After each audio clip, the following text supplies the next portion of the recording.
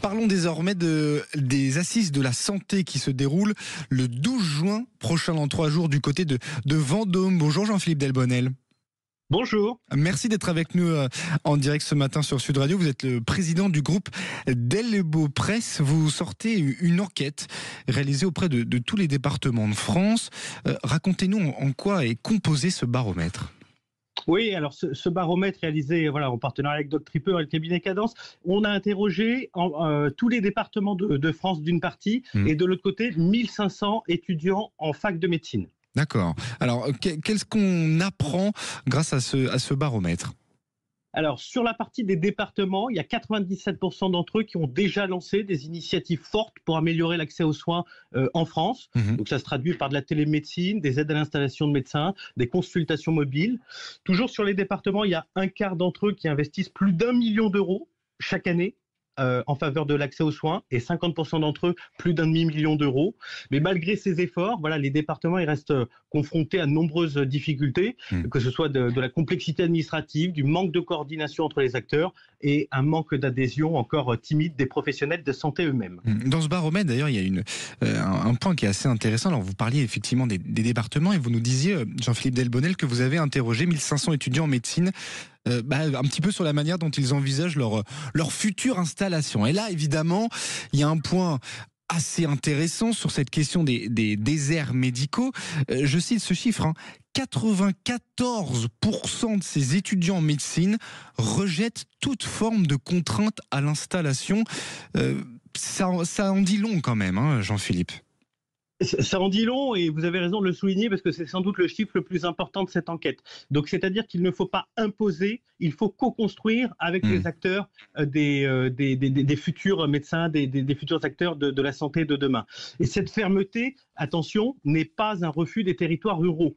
C'est-à-dire que 77% d'entre eux envisagent sérieusement une installation en zone sous-dotée, à condition d'y trouver une qualité de vie attractive, un vrai accompagnement administratif et des modalités d'exercice, disons, plus flexibles. Donc en fait, il faut pas contraindre, mais plutôt séduire, en fait. C'est ça, Jean-Philippe Delbonnel. C'est ce que vous disent, en tout cas, les étudiants en médecine qui commencent leur métier tout doucement.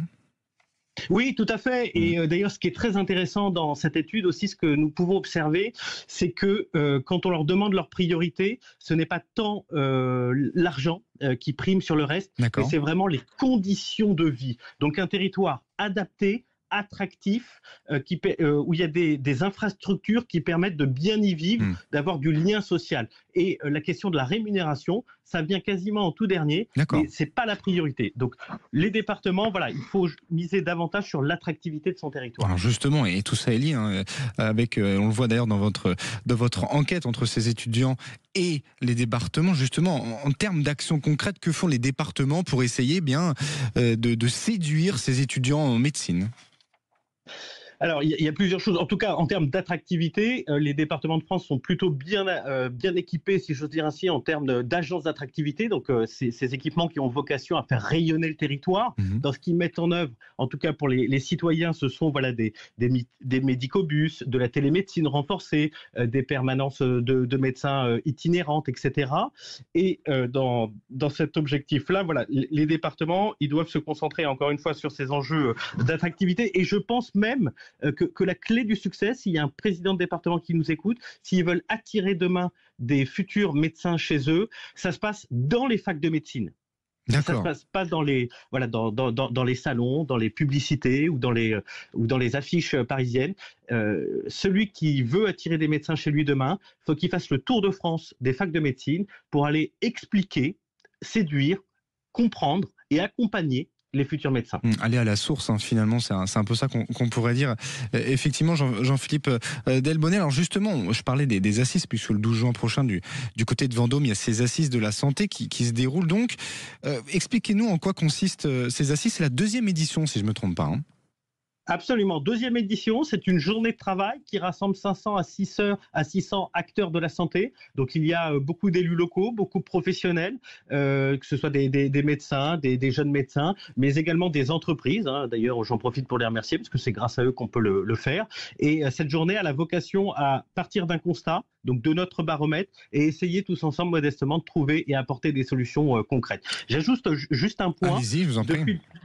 Depuis 2017, le ministère de la Santé, c'est le ministère où le turnover est le plus important. Il y a eu 9 ministres de la Santé. Ouais. Donc les départements, comme nous autres entrepreneurs, on a besoin de stabilité aussi de politique, d'avoir une vision claire et voilà, et de s'engager sur des choses un petit peu plus pérennes. C'est d'autant plus important de le rappeler qu'aujourd'hui, le sujet de la santé reste bien évidemment primordial pour beaucoup de Français. Hein. Je rappelle ce chiffre qu'on retrouve aussi dans votre enquête. Hein. Un Français sur 4 dit avoir des difficultés à consulter un médecin généraliste encore en France. Donc il y a énormément d'efforts à faire, Jean-Philippe Delbonnel. Hein. Beaucoup d'efforts, beaucoup de concertation, d'écouter, comprendre, séduire, accompagner. Et c'est l'objectif de nos assises de la santé, comme vous l'avez rappelé, le 12 juin prochain, qui est de formuler des choses les plus concrètes possibles. Eh bien, on verra ce que ça donne. Merci infiniment, Jean-Philippe Delbonnel, d'avoir été notre invité. Et très bonne journée à vous. Je rappelle que vous êtes président du groupe Delbo Presse.